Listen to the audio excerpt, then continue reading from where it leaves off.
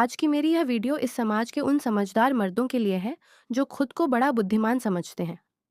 Video शुरू होने से पहले अगर आप मेरे चैनल पर नए हैं तो एजेड एच कहानी सेंटर को सब्सक्राइब करके बेल नोटिफिकेशन ऑन कर दें। वीडियो पसंद आए तो इसे लाइक और शेयर ज़रूर कीजिए।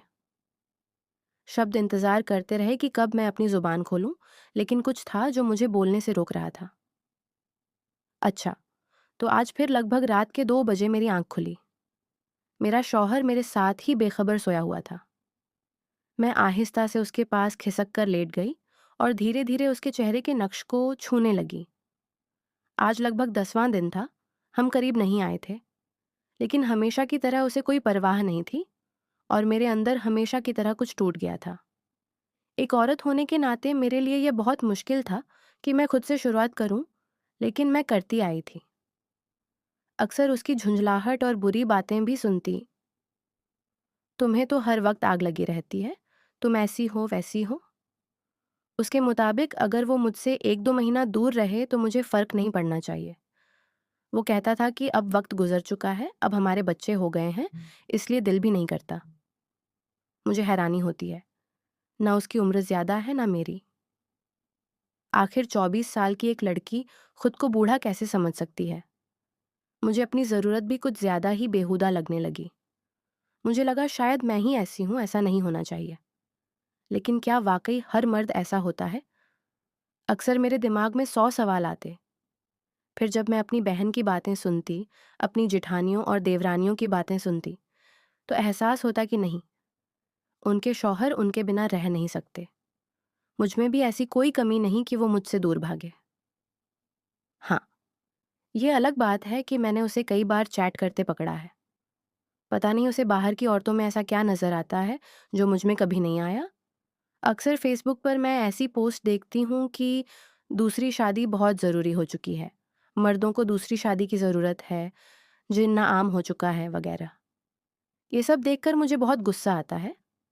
आपने भी देखा होगा कि नीचे कमेंट में कुछ लड़कियां लिखती हैं, पहली के हक तो पूरे कर लो। तो जवाब में कुछ मर्द कहते हैं, पहली को जितना भी दे दो वो खुश नहीं हो सकती। अरे बेवकूफ़ इंसानों, औरत को सिर्फ पैसा नहीं चाहिए होता, उसे प्यार, जज्बात, सहारा और एक जिस्मानी सहारा भी चाहिए होता है। तुम तो दूसरी तीसरी शादी करके अपनी ज़रूरत पूरी कर लोगे, लेकिन पहली का क्या होगा? फिर कहते हो कि आज की औरत बेवफा है, मर्दों से चक्कर चलाती है। तो क्या करे वो औरत? बताओ मुझे।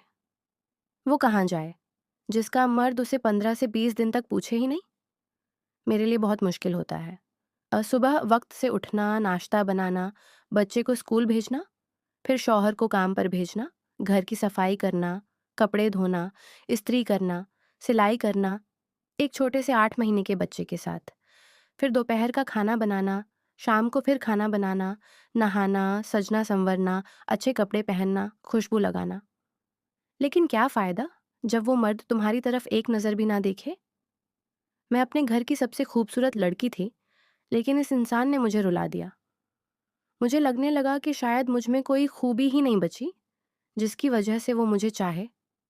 लेकिन अब धीरे धीरे समझ आ रहा है कि कुछ मर्द फितरतन ऐसे होते हैं जो अच्छी भली औरत को भी बेकार महसूस करवा देते हैं।